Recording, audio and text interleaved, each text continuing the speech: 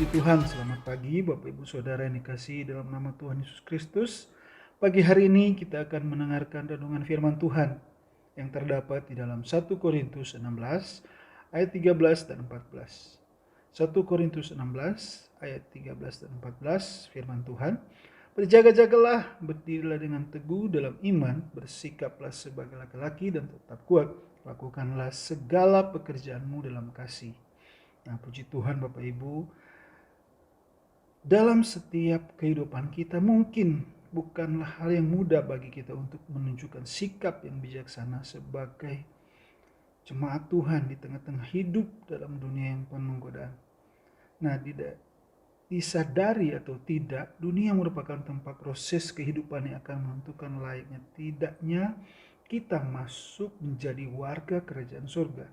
Nah, ketika kita menyadari hal ini, maka tidak ada hal yang tidak penting dalam hidup ini, bahkan kejadian terkecil memiliki makna bagi pengembangan sikap dan karakter kita. Nah, oleh sebab itu, di sini Rasul Paulus merasa perlu menegur saat ia mulai mengetahui perkembangan yang tidak sehat di antara jemaat di Korintus yang terkesan kekanak-kanakan. Nah, berdasarkan ayat renungan kita pada hari ini, nah di sini saya akan membagikan 5 sikap penting yang harus diteladani dan kita sama-sama belajar untuk menjadi orang yang lebih bijaksana lagi dalam Tuhan. Nah, yang pertama adalah berjaga-jaga. Nah, di sini berjaga-jaga artinya kita harus berusaha sekuat-kuatnya agar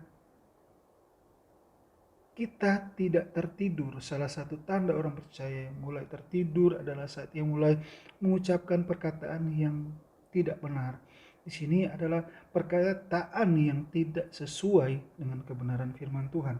Dalam 2 Timotius 2 ayat 15 dan 16 menasihatkan kita, di sini dikatakan usahakanlah supaya engkau layak di hadapan Allah sebagai seorang pekerja yang tidak usah malu, tidak berterus terang memberitakan perkataan kebenaran itu, tetapi hindarilah omongan yang kosong dan tak suci yang hanya menambah kefasikan. Nah, di sini semua orang percaya pada dasarnya ingin berbicara benar.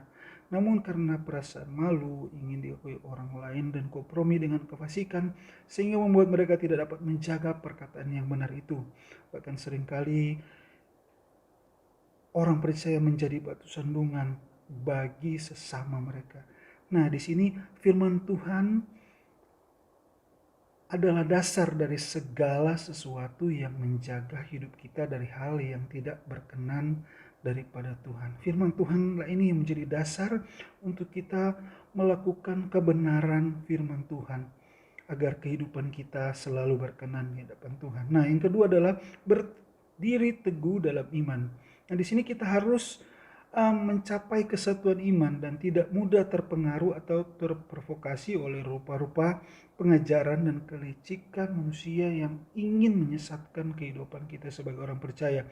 Dalam Efesus 4 ayat 13 dan 14 dikatakan, sampai kita semua telah mencapai kesatuan iman dan pengetahuan yang benar tentang anak Allah, kedewasaan penuh dan tingkat pertumbuhan yang sesuai dengan kepenuhan Kristus, sehingga kita bukan lagi anak-anak yang diombang-ambingkan oleh rupa-rupa angin pengajaran, oleh permainan palsu manusia dalam kelicikan mereka yang menyesatkan. Nah, di sini kita jangan terpengaruh oleh ajaran-ajaran mungkin yang menyesatkan kehidupan kita, tetapi kita tetap berdiri dengan dasar kebenaran firman Tuhan yang meneguhkan iman kita, yang meneguhkan iman kepercayaan kita agar kita tetap terus dewasa di dalam Tuhan. Nah, yang ketiga adalah di sini bersikap sebagai laki-laki. Nah, artinya kita harus tetap tegar dan dewasa. Kita di sini dalam menghadapi berbagai macam persoalan, mungkin dalam setiap kehidupan kita banyak hal-hal yang kita alami. Nah, di sini ada hal-hal positif yang bisa kita pelajari dari sikap seorang laki-laki yang layak untuk diterapkan dalam kehidupan rohani. Nah, salah satunya adalah hal keberanian. Nah, di sini menurut Kamus Besar Bahasa Indonesia, kata berani memiliki arti sikap hati yang mantap dan rasa percaya diri yang besar dalam menghadapi bahaya, kesulitan, dan sebagainya. Di sini berani juga berarti tidak takut, tidak gentar, dan tidak kecut hati. Sikap berani dibutuhkan oleh prajurit Kristus sebab hidup ini adalah medan pertempuran. Nah, dalam Efesus 6 ayat yang ke-12 dikatakan, karena perjuangan kita bukanlah melawan darah dan daging, tetapi melawan pemerintah-pemerintah, melawan penguasa-penguasa, melawan penghulu-penghulu dunia yang gelap ini, melawan roh-roh jahat di udara. Nah, di sini kalau kita takut sebelum kita berperang, maka kita tidak pernah akan melihat kemenangan. Di sini bangsa Israel mengalami ketakutan yang luar biasa ketika kita melihat orang Mesir dengan segala kereta Firaun, orang-orang pemuda dan pasukan mengejar mereka dan mencapai mereka di dalam Keluaran 14 ayat yang ke-9 di sana. Dikatakan, adapun orang Mesir, segala kuda dan kereta Firaun, orang-orang berkuda dan pasukannya mengejar mereka dan mencapai mereka pada waktu mereka berkemah di tepi laut dekat Pi Hahirot di depan Baal-Sefon.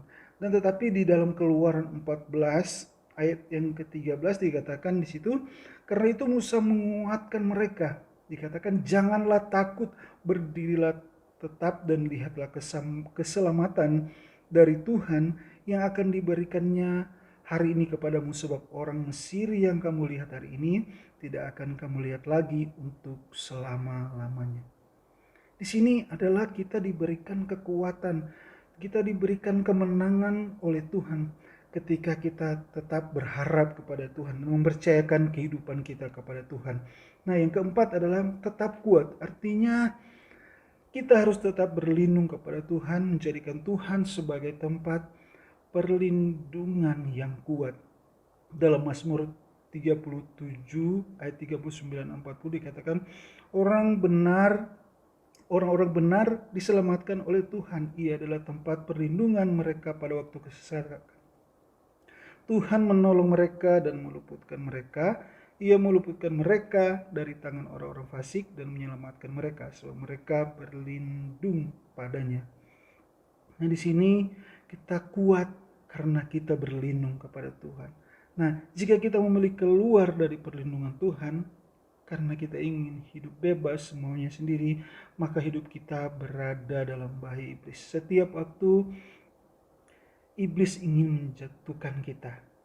Tapi ketika kita tetap menjadikan Tuhan sebagai tempat perlindungan kita dalam segala keadaan apapun, kita percaya firman Tuhan yang menjadi kekuatan kita. Kita tetap berdiri kuat di dalam Tuhan. Nah, yang kelima adalah bekerja dengan kasih. Artinya kita harus mendasari pelayanan pekerjaan kita dengan kasih. Dalam 1 Korintus 14 ayat yang pertama dikatakan, kejarlah kasih itu dan usahakanlah dirimu memperoleh karunia roh, terutama karunia untuk berbuat. Di sini ayat ini menegaskan, dikatakan kejarlah kasih itu. Nah, orang percaya harus menjadi pelaku utama dalam berbuat kasih dibandingkan orang dunia. Nah, jadi kasih harus dan dimulai dari diri kita sendiri. Nah, Tuhan tidak akan melihat status kita mungkin di dalam gereja, tapi yang ingin dilihatnya adalah bukti kasih dan kepedulian kita bagi banyak orang di luar yang membutuhkan kasih Yesus lewat kehidupan kita.